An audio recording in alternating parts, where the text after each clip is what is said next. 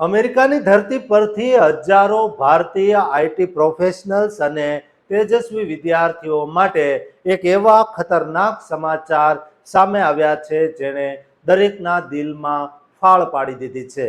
અમેરિકાના શ્રમ વિભાગ એટલે કે ડિપાર્ટમેન્ટ ઓફ લેબરે 27 માર્ચ 2026ના રોજ એક બહુ જ મોટો અને સનસનાટી ભર્યો પ્રસ્તાવ રજૂ કર્યો છે, જે મુજબ H-1B વિઝા પર આવતા વિદેશી કામદારોના લઘુત્તમ વેતનમાં ધરખમ વધારો કરવામાં આવશે.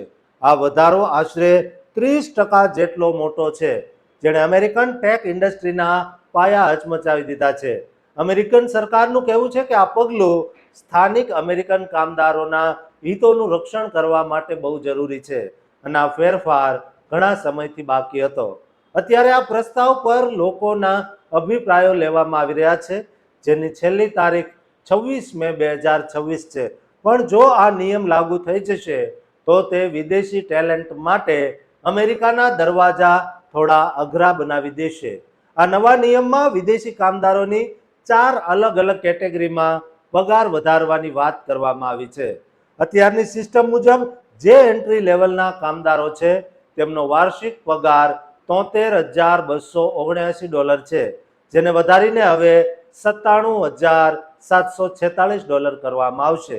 એટલે કે તેમાં સીધો 33% વધુનો ઉછાળો જોવા મળશે. તેવી જ રીતે લેવલ 2ના કામદારોનો પગાર $98,987 થી વધારીને $1,23,212 કરવામાં આવશે, જે આશરે 24% જેટલો વધારો છે. વધુ અનુભવી એટલે કે લેવલ 3ના કર્મચારીઓ માટે $1.21 લાખ થી વધીને $1.47 લાખ અને સૌથી અનુભવી લેવલ 4ના નિષ્ણાતો માટે $1.44 લાખ થી વધારીને $1.75 લાખ સુધીનો પગાર નક્કી કરવામાં આવ્યો છે. આ આંકડાઓ જોઈને તમે સમજી શકશો કે કંપનીઓ માટે હવે ભારતીય એન્જિનિયરોને રાખવા બહુ જ મોંઘા સાબિત થશે. જોકે આ પગાર ધોરણો અમેરિકાના અલગ અલગ શહેરો મુજબ બદલાઈ શકે છે, પણ સરેરાશ આંકડો 30%ની આસપાસ જ રહેવાનો છે.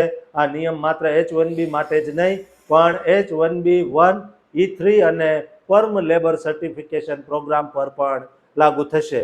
ટ્રમ્પ વહીવટી તંત્રની મુખ્ય દલીલ એ છે કે અત્યારે પગાર ધોરણો ચાલે છે તે 20 વર્ષ પહેલા નક્કી થયા હતા અને ત્યારથી તેમાં કોઈ ફેરફાર થયો નથી, જેના કારણે અમેરિકન કંપનીઓ કાયદેસર રીતે જ વિદેશી કામદારોને અમેરિકન કામદારો કરતાં બહુ ઓછા પગારમાં રાખી શકતી હતી અને આનાથી સ્થાનિક યુવાનોની નોકરીઓ પર ખતરો ઊભો થતો હતો. સોશિયલ મીડિયા પર આ બાબતે બે ફાંટા પડી ગયા છે. સમર્થકો કહે છે કે 20 વર્ષથી થીજી ગયેલા પગારમાં સુધારો કરવો બહુ જરૂરી છે, પણ ટીકાકારો ચેતવણી આપી રહ્યા છે કે નાની કંપનીઓ હવે એન્ટ્રી લેવલના વિદેશી કર્મચારીઓને રાખી શકશે નહીં અને તેનાથી અમેરિકાની ટેકનિકલ ક્ષમતા પર પણ અસર પડી શકે છે. અગાઉ વર્ષ 2020માં પણ ટ્રમ્પ સરકારે કોઈ પણ પૂર્વ નોટિસ વગર આવા ફેરફારો કરવાની કોશિશ કરી હતી, પણ ત્યારે તેને કાયદાકીય પડકારોના કારણે પાછું બિલ ખેંચવું પડ્યું હતું. પણ આ વખતે સરકાર બહુ જ સાવચેતીથી અને સત્તાવાર જાહેર પ્રક્રિયા મુજબ આગળ વધી રહી છે. વધુમાં ગયા વર્ષે 19 સપ્ટેમ્બર 2025ના રોજ રાષ્ટ્રપતિના એક આદેશ દ્વારા અમેરિકાની બહાર રહેતા H-1B ઉમેદવારો માટે $1 લાખની મોટી ફી પણ નક્કી કરવામાં આવી હતી, જે સાબિત કરે છે કે સરકાર ઇમિગ્રેશન પ્રક્રિયાને અત્યંત ખર્ચાળ અને કડક બનાવવા માંગે છે. 26 મેના રોજ જ્યારે આ પ્રસ્તાવ પર લોકોના પ્રતિભાવો આવવાના બંધ થશે ત્યારે શ્રમ વિભાગ તેની સમીક્ષા કરશે અને ત્યારબાદ ફાઇનલ નિયમની જાહેરાત કરવામાં આવશે.